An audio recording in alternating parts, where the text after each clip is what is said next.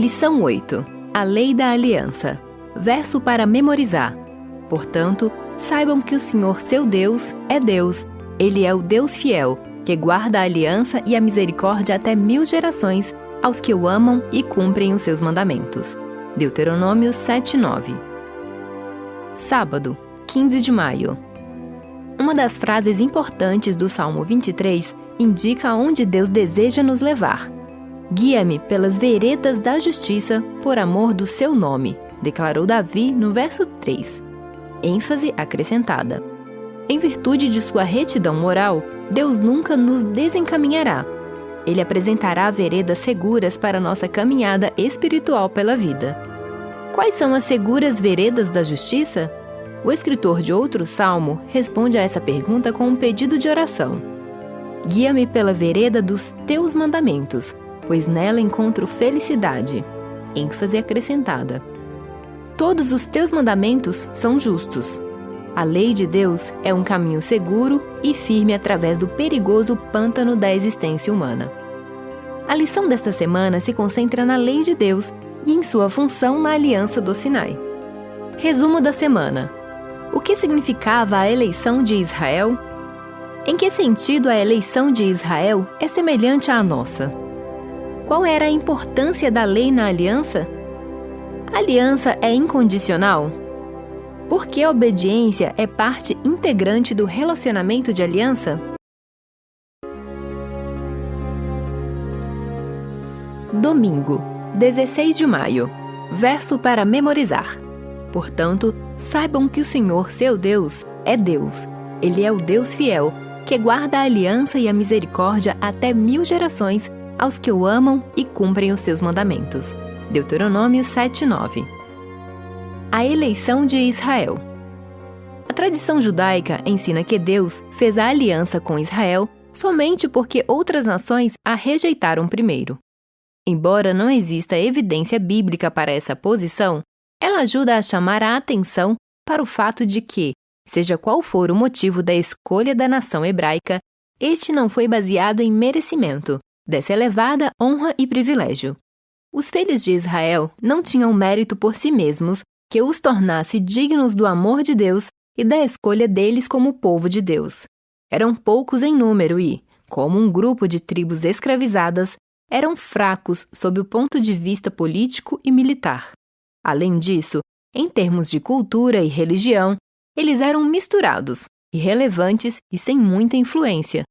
Portanto, a causa fundamental para a eleição de Israel foi o mistério do amor e da graça de Deus.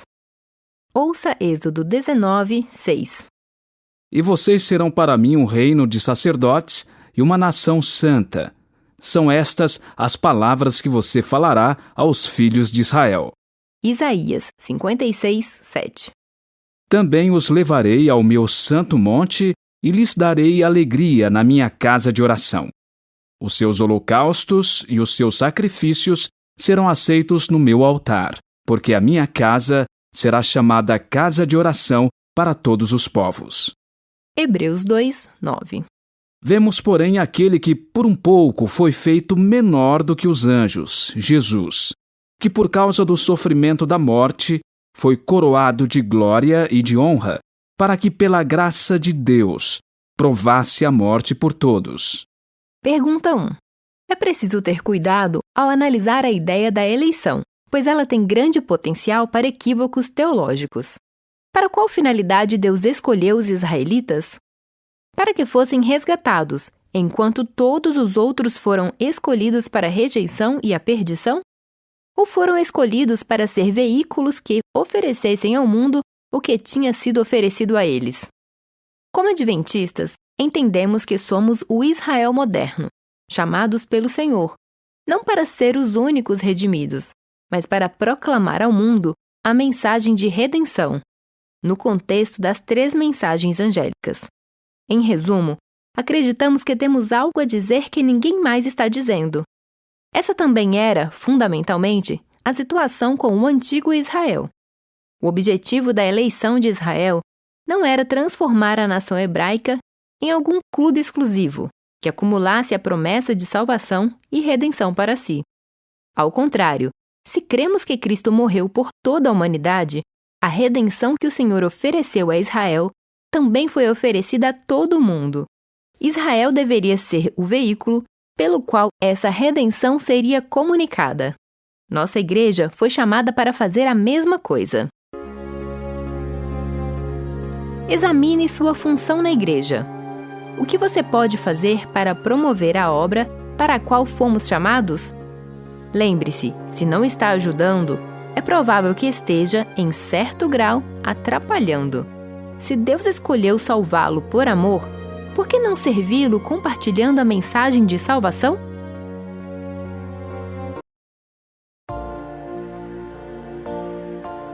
Segunda, 17 de maio. Verso para memorizar. Portanto, saibam que o Senhor, seu Deus, é Deus. Ele é o Deus fiel, que guarda a aliança e a misericórdia até 1000 gerações, aos que o amam e cumprem os seus mandamentos. Deuteronômio 7:9. Laços que unem. Então, ele anunciou a sua aliança, que ordenou a vocês, os 10 mandamentos, e os escreveu em 2 tábuas de pedra. Por mais que tenhamos enfatizado que a aliança é sempre uma aliança de graça, que é unicamente o resultado do oferecimento de um favor imerecido da parte de Deus aos que entram em uma relação de salvação com Ele, a graça não é uma licença para desobedecer. Pelo contrário, a aliança e a lei estão intimamente ligadas. Elas são, na verdade, inseparáveis. Pergunta 2. Examine o texto lido. Como ele relaciona a aliança e a lei? De que maneira esse texto mostra como a lei é fundamental para a aliança? Ao refletirmos sobre o que é uma aliança, faz sentido pensar que o conceito de lei é parte integrante dela.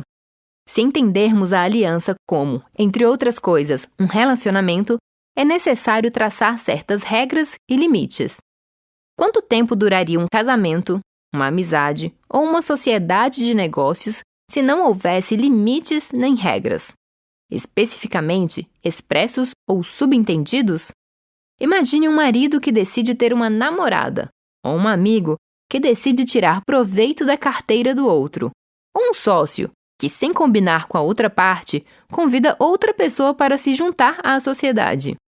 Essas ações seriam uma violação de regras, leis e princípios. Quanto tempo durariam essas relações desregradas? Por isso, são necessários limites, linhas especificadas e regras estabelecidas. Só assim, a relação pode ser preservada. Diversas expressões como lei, preceitos, testemunhos, mandamentos e tua palavra são encontradas paralelamente ou em associação íntima com a palavra aliança. As palavras desta aliança são as palavras da lei, preceitos, testemunhos e mandamentos de Deus. A aliança de Deus com Israel continha vários requisitos que seriam cruciais para manter o relacionamento especial que ele buscava com seu povo. Não ocorre a mesma coisa hoje? Pense em alguém com quem você tenha um relacionamento íntimo.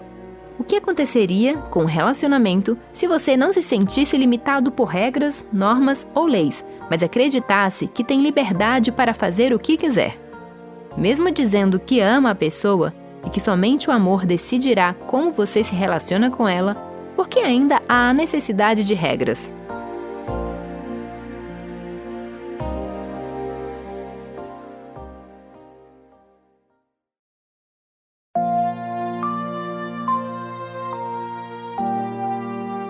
Terça, 18 de maio.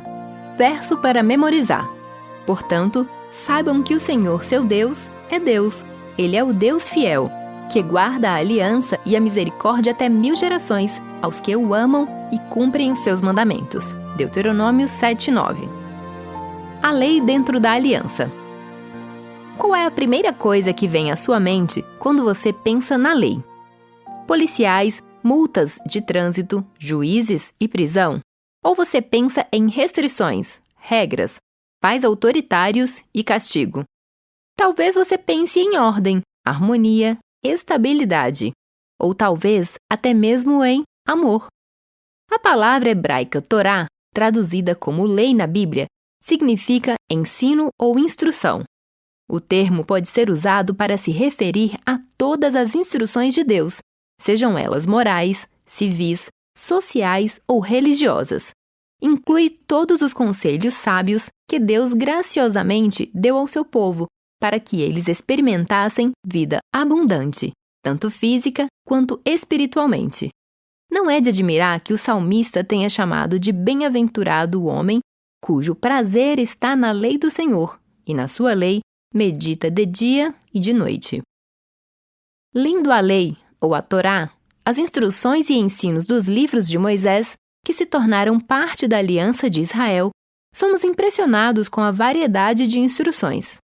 A lei aborda cada parte do estilo de vida do povo: agricultura, governo civil, relações sociais e adoração. Ouça Deuteronômio 10:13.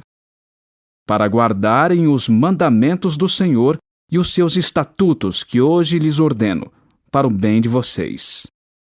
Pergunta 3. Segundo o verso lido, em sua opinião, por que Deus deu tanta instrução a Israel? Em que sentido essas instruções foram para o bem deles?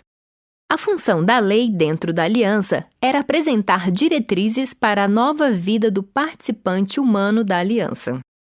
A lei apresenta ao membro da aliança a vontade de Deus, a quem a pessoa chega a conhecer em sentido mais pleno por meio da obediência pela fé aos seus mandamentos e outras expressões de sua vontade.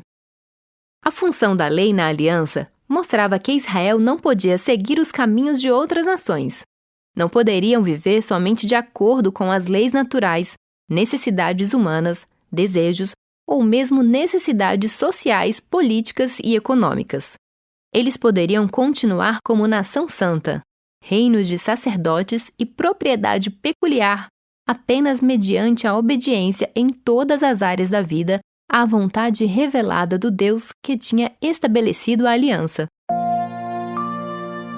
Como o antigo Israel, os adventistas receberam variados conselhos sobre todos os aspectos da vida cristã, por meio do moderno dom profético. Por que devemos considerar esses conselhos como dom de Deus e não prejuízo ao pensamento e ação independentes? Há perigos em transformar esse dom em algo legalista, como israelitas fizeram com seus dons?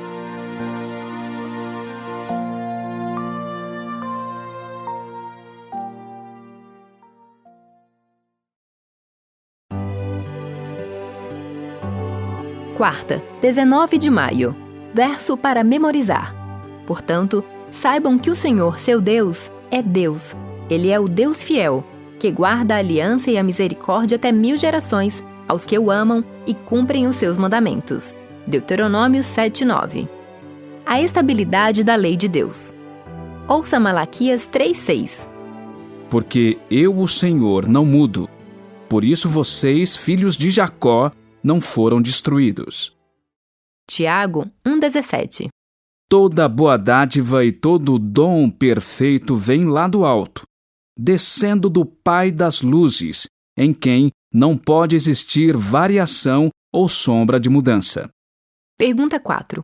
Qual verdade sobre Deus, a presença da lei no relacionamento de aliança, nos ensina sobre a natureza essencial de Deus?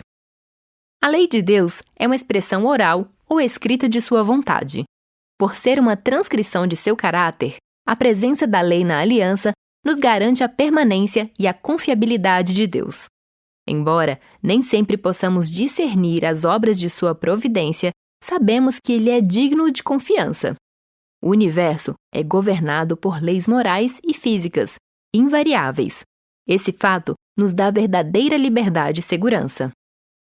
Em Dimensões da Salvação, de Walter Beach, lemos, abre aspas, a certeza de que Deus é confiável está na verdade de que Ele é um Deus da lei.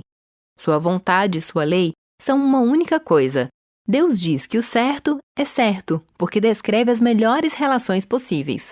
Portanto, a lei de Deus nunca é arbitrária, nem sujeita a caprichos e vontades. É a coisa mais estável do universo. Fecha aspas. Ouça Amós 3:3. Será que dois andarão juntos se não estiverem de acordo? Pergunta 5. Se a lei de Deus não pode nos salvar do pecado, por que ele a tornou parte da aliança? Um relacionamento requer concordância e harmonia. Em virtude de Deus não ser apenas o Criador do mundo, mas também seu governador moral, a lei é essencial à felicidade das criaturas inteligentes, a fim de que elas vivam em harmonia com ele. Portanto, a lei, a expressão de sua vontade, é a constituição de seu governo.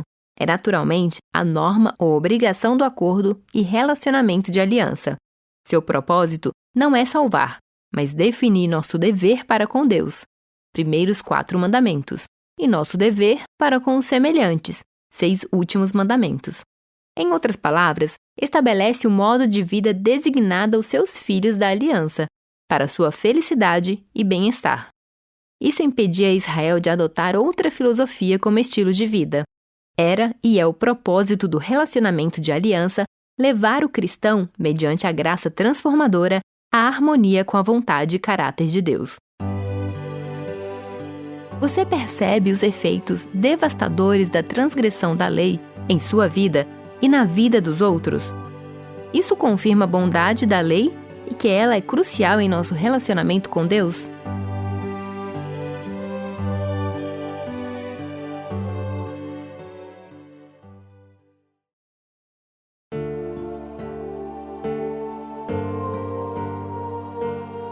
Quinta, 20 de maio. Verso para memorizar.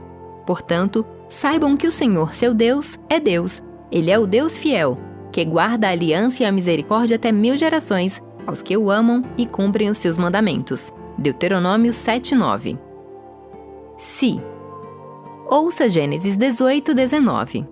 Porque eu o escolhi para que ordene aos seus filhos e à sua casa depois dele, a fim de que guardem o caminho do Senhor e pratiquem a justiça e o juízo, para que o Senhor faça vir sobre Abraão o que lhe prometeu. Gênesis 26, 4 e 5. Multiplicarei a sua descendência como as estrelas dos céus, e a ela darei todas estas terras. Na sua descendência serão benditas todas as nações da terra. Porque Abraão obedeceu à minha palavra e guardou os meus mandamentos, os meus preceitos, os meus estatutos e as minhas leis. Êxodo 19, 5. Agora, pois, se ouvirem atentamente a minha voz e guardarem a minha aliança, vocês serão a minha propriedade peculiar, dentre todos os povos, porque toda a terra é minha. Levítico 26, 3. Se andarem nos meus estatutos, guardarem os meus mandamentos e os cumprirem. Pergunta 6. O que os versos lidos têm em comum? O que isso ensina sobre a natureza da aliança? Deus reconheceu abertamente a fiel obediência de Abraão aos seus mandamentos, preceitos, estatutos e leis. Ele esperava esse estilo de vida de seus parceiros humanos na aliança. A declaração completa da aliança bíblica no Sinai tornou evidente que a obediência é um dos aspectos fundamentais da aliança. Êxodo 19 deixou isso claro. Se ouvirem, é inegável o aspecto condicional da aliança. Embora tenham sido concedidas pela graça, embora sejam imerecidas, embora fossem um presente para eles, as promessas da aliança não eram incondicionais. O povo poderia rejeitar o presente, negar a graça e abandonar as promessas. A aliança, como acontece com a salvação, jamais anula o livre-arbítrio. O Senhor não força as pessoas a ter um relacionamento salvífico com Ele e não lhes impõe uma aliança. Ele a oferece gratuitamente a todos. Todos são convidados a aceitá-la. Quando uma pessoa a aceita, as obrigações vêm não como meio de obter as bênçãos da aliança, mas como manifestação exterior de tê-las recebido. Israel deveria obedecer, não a fim de obter as promessas, mas para que as promessas fossem cumpridas nele.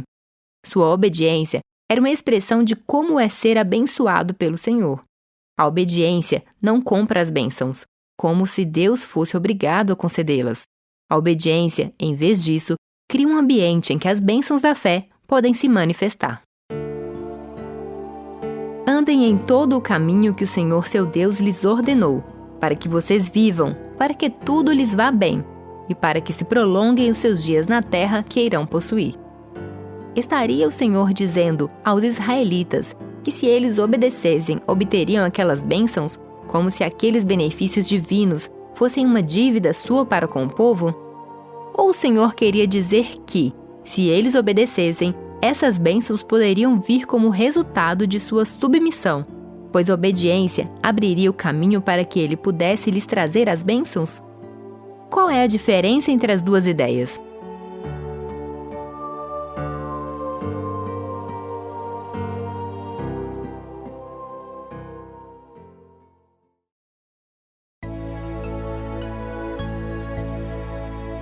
Sexta, 21 de maio. Verso para memorizar. Portanto, saibam que o Senhor, seu Deus, é Deus. Ele é o Deus fiel, que guarda a aliança e a misericórdia até 1000 gerações, aos que o amam e cumprem os seus mandamentos. Deuteronômio 7:9. Estudo adicional. Como Mateus 22, 34 a 40 nos ajuda a compreender melhor a função e o significado da lei de Deus dentro da aliança e o conceito de que a aliança é sinônimo de relacionamento?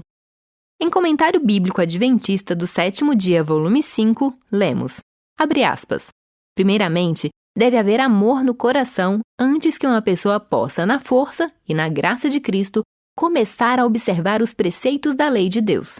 Obediência sem amor é tão impossível quanto inútil, porém, onde o amor estiver presente, a pessoa ordenará sua vida naturalmente em harmonia com a vontade de Deus, expressa em seus mandamentos. Fecha aspas.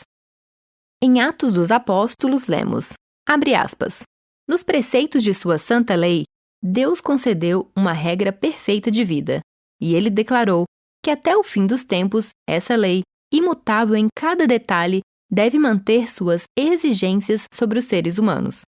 Cristo veio para engrandecer a lei e torná-la gloriosa. Mostrou que ela tem por base o amplo fundamento do amor a Deus e ao próximo, e que a obediência aos seus preceitos compreende todo o dever do ser humano. Em sua própria vida, ele deu exemplo de obediência à lei divina. No Sermão da Montanha, mostrou como seus requisitos vão além dos atos exteriores, atingindo os pensamentos e as intenções do coração. Fecha aspas. Perguntas para consideração. Por que o amor é mais forte que o medo para atrair as pessoas a Deus? Por que amar o Senhor é o primeiro e maior mandamento? Em The Roots of American Order, Simone Weil escreveu que abre aspas, ordem é a primeira de todas as necessidades, fecha aspas. Como entender essas palavras no contexto da lição desta semana em relação à lei? Resumo. A lei de Deus era parte integrante da aliança, e ainda assim, a aliança era fundamentada na graça. No entanto, isso jamais invalida a necessidade da lei. Ao contrário, a lei é o meio pelo qual a graça é manifestada e expressa na vida dos que recebem a graça.